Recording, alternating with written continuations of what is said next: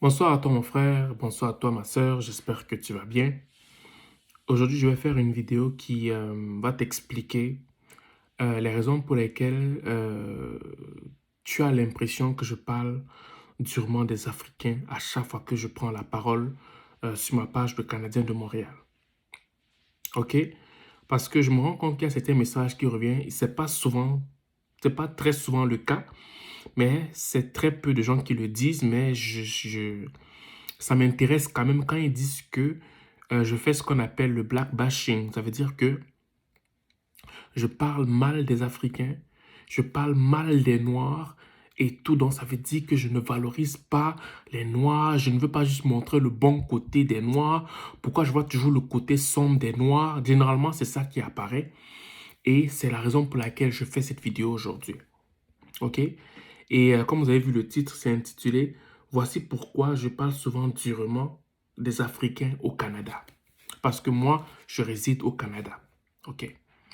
Il faudrait comprendre que, OK, je vais vous le dire la vérité, on va se le dire la vérité. Si on prend les Noirs un par un dans leur vie, je recommence. Si on prend les Noirs un par un dans leur vie, honnêtement, quand on regarde les avoirs qui entrent, quand on regarde les revenus qu'ils font, quand on regarde les exploits qu'ils font un par un, tu te rends compte qu'ils n'ont rien à envier à un Chinois, ils n'ont rien à envier à un Québécois, ils n'ont rien à envier à un Indien. Bref, ils n'ont rien à envier à personne au Canada. Pourquoi? Parce que un par un, chacun peut se suffire. Même si tu es le plus paresseux au Canada, les opportunités de base, que ce soit un emploi simple, que ce soit un petit business où tu n'as besoin de faire d'efforts, tu peux nourrir ton homme, tu peux nourrir ta personne sans envier qui que ce soit. Le système de crédit qui est mis en place, même si tu es le plus feignant du monde, il suffit simplement que tu passes demander un crédit, que tu aies une bonne cote de crédit, tu nourris ton homme en fait. OK? Donc, quand on regarde la personne, l'Africain, chaque Africain, dans son quotidien, normalement, je n'ai même pas à parler. Ce qui me fait parler, c'est quoi?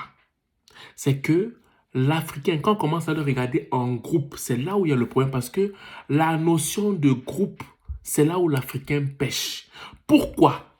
Pas parce que la notion là, il ne la connaît pas, mais c'est parce que sciemment, il refuse de partager l'information à son frère pour qu'il puisse être au même pied d'égalité et former une masse forte afin que l'Afrique lève la tête ici au Canada.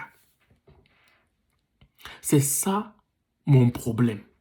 Mon problème, c'est que sciemment, on refuse de s'unir pour être une communauté forte au Canada.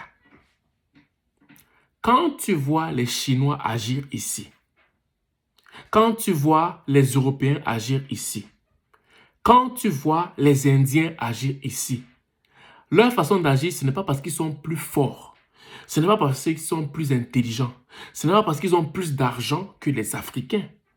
Non, c'est parce qu'ils ont compris que s'ils sont unis, les plus faibles seront cachés parmi les plus forts. Les moins intelligents seront cachés parmi les plus intelligents. En gros, les plus faibles seront dans la foule des plus forts et tu ne sentiras même pas qu'il y a des faibles dans leur communauté. Quand tu regardes par exemple la communauté juive, leur force c'est qu'ils sont unis, c'est dans l'unité. C'est dans l'unité. C'est la raison pour laquelle, quand tu regardes, des fois, on se dit que mais tous les riches, les juifs sont riches. Non, c'est pas vrai. C'est que parce qu'ils sont tellement unis que tu as l'impression que tous les juifs sont riches. Quand tu regardes les Chinois, tu sens que tout Chinois a un contact. Quand tu vois un Chinois, c'est comme si chacun d'entre eux a un contact que, en fait, en gros, tellement ils sont unis que tu as l'impression que chaque Chinois aussi a l'argent, ou chaque Chinois a une opportunité, ou chaque Chinois a quelque chose à te proposer. Pas parce que c'est le cas, mais parce qu'ils sont tellement unis que tu as l'impression, ok, que chaque Chinois a une opportunité à te présenter ou chaque Chinois est riche. Donc, c'est la raison pour laquelle moi, quand je parle souvent des Africains, je ne parle pas de la personne africaine en tant que telle. Je parle plus l'intention que l'Africain chérit de ne pas vouloir partager la connaissance, ce qu'il connaît, ce qu'il a appris à son autre frère africain. Et tout ça vient de quoi? Tout ça vient de l'expression qui dit « vivre heureux, c'est vivre caché ». Vous voyez? Une petite phrase bizarre comme ça là. C'est ça qui engendre ce genre de mentalité dans la communauté africaine. Et c'est là où je vous ai pris. Si vous ne vous rappelez pas de cette vidéo, je vais mettre le lien au-dessus pour que vous compreniez c'est quoi la malice quand on dit vivre heureux, c'est vivre caché. Et c'est pour cette raison que je vous ai dit, le plus important, ce n'est pas vivre heureux, c'est vivre caché. C'est vivre dans la discrétion, c'est vivre heureux.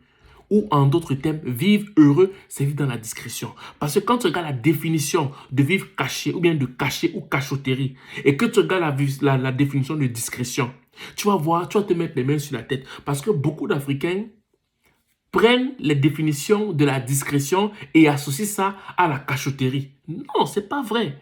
La discrétion est une chose. La cachotterie, c'est une autre chose. Donc, une des choses qui font en sorte que les Africains ne sont pas une communauté forte, c'est simplement la petite phrase là. Vivre heureux, c'est vivre caché. Parce que si on regarde les Africains un à un, il n'y a rien à dire. Parce que beaucoup d'entre eux excellent. Il y a des Africains millionnaires au Canada. Il y a des Africains qui réussissent, qui ont de grands postes ici dans des banques au Canada, dans des compagnies. Il y a des Africains qui sont des grands avocats ici au Canada. Il y a des Africains qui sont extraordinaires dans leur profession, dans le business, dans les affaires. Mais pourquoi ils ne peuvent pas s'unir? Parce qu'il y a une petite phrase qui traîne. Vivre heureux, c'est vivre caché. Non. C'est pour cette raison que moi, quand je parle, je ne m'adresse pas directement à l'Africain. Je m'adresse à l'intention volontaire.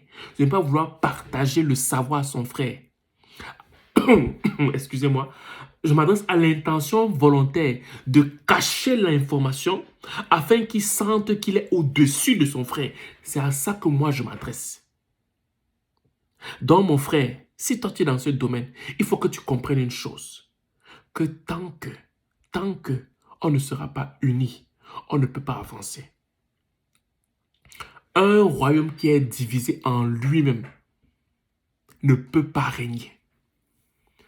Un royaume qui est divisé dans son sein ne peut pas aller loin.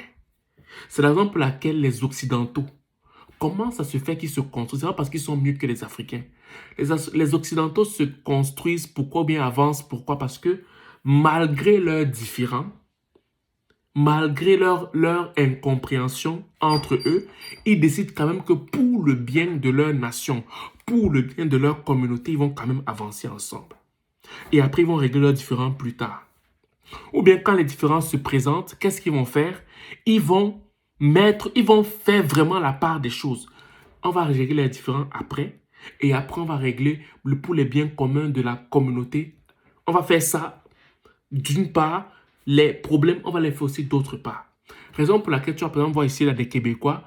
Pour eux, c'est très facile d'amener quelqu'un. C'est très normal d'amener quelqu'un au tribunal. Je peux être ton ami. Si on ne s'entend pas, c'est normal qu'on parte régler ça devant un juge. Parce que pour eux, ils ont appris à dissocier. Ça c'est bon et c'est mauvais côté.